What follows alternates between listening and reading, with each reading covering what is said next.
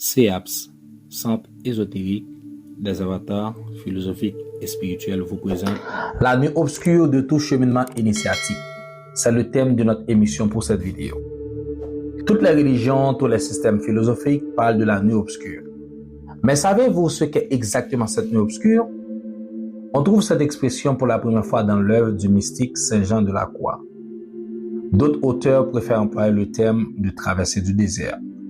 Mais quel que soit le nom qu'on lui donne, il s'agit en réalité d'une période de doute et de découragement que tout initié traverse inévitablement tôt ou tard. Nous pouvons même affirmer que chaque initié traverse plusieurs nuits obscures au cours de son cheminement initiatique, au cours desquelles il va même chaque fois remettre en cause son idéal. C'est donc un phénomène par rapport auquel personne ne doit se croire à l'abri. Mais il s'agit là d'une phase cruciale et très délicate dans le développement intérieur, car certains adeptes n'arrivent jamais à sortir de leur nuit obscure qui va désormais les accompagner pour le restant de leur vie. Il est donc nécessaire de savoir à quoi est due la nuit obscure et comment ensuite retrouver la lumière. En ce qui concerne les causes, elles peuvent être multiples. Il peut s'agir dans certains cas d'une déception liée à la conduite de notre initié qui nous choque par son comportement. Et nous sommes amenés alors à rejeter tout l'édifice initiatique car nous pensions en notre fort intérieur que nous n'y rencontrerions que des êtres parfaits.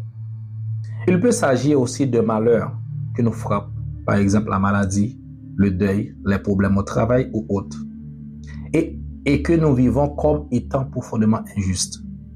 Nous avions mal assimilé la notion de karma et nous ne comprenions pas pourquoi cela nous arrive à nous, alors que nous avons été quelqu'un de bon dans notre vie durant.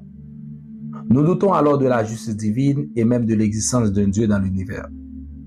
Un tel événement malheureux peut conduire ainsi l'adepte à remettre en cause l'ensemble de ses systèmes de croyances ainsi que sa philosophie de la vie qui constituait pourtant autrefois son idéal.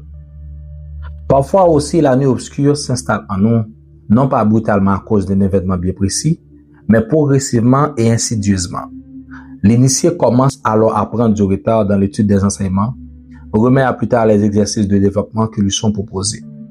Cela ne paraît pas bien grave au départ, mais sans en apercevoir, l'initié s'installe ensuite peu à peu dans le matérialisme et n'est plus un initié que dedans. Mais quelle que soit sa cause exacte, la nuit obscure a toujours pour conséquence un arrêt du développement spirituel et l'apparition d'une distance de plus en plus grande entre notre mental et notre être intérieur. Cela peut se traduire alors, selon les individus, par un pessimisme total, un matérialisme inconnu jusqu'alors, ou bien même un rejet complet de toute spiritualité. Les causes et les conséquences étant maintenant connues, nous pouvons déjà entrevoir les moyens pour en sortir.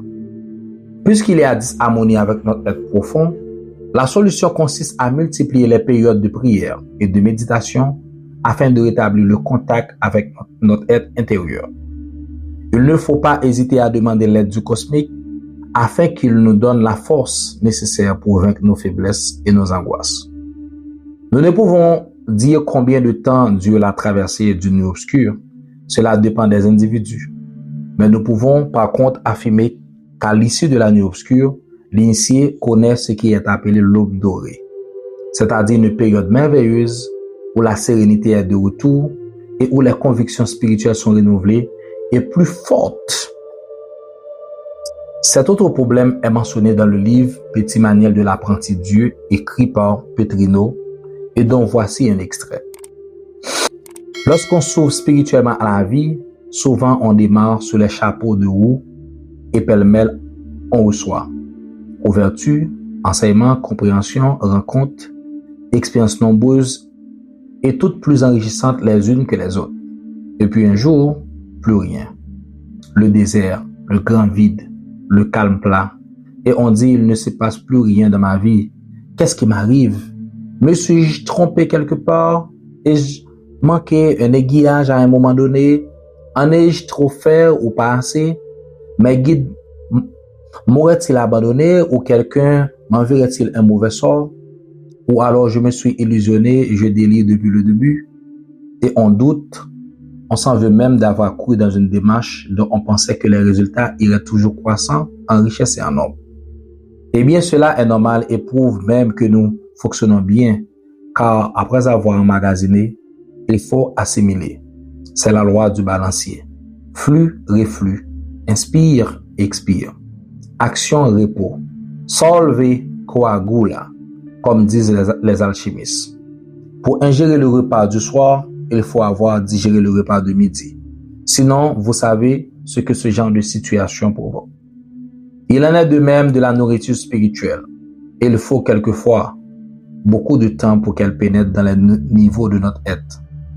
Des semaines, des mois, voire des années, car si notre intellect accepte volontiers et rapidement ce qu'on lui propose, il faut souvent beaucoup plus de temps à notre mental profond pour digérer cette nouvelle nourriture et adopter de nouveaux schémas. Quant à notre état émotionnel, sa réaction habituelle est plutôt de tout rejeter systématiquement. Il est bloqué sur ses anciennes programmations et a horreur du nouveau. Aussi, avant qu'il digère, assimiler ce programme, ça peut prendre beaucoup de temps. Et cela se fait à l'issue de notre conscience ordinaire qui croit qu'il ne se passe rien dans notre vie.